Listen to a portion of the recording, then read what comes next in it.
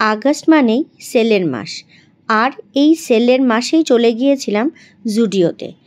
1 August থেকে শুরু হয়ে গিয়েছে জুডিওতে সেল, আর আমাদের মতো সাধারণ মধ্যবিত্তদের জন্য জুডিও একদম পারফেক্ট।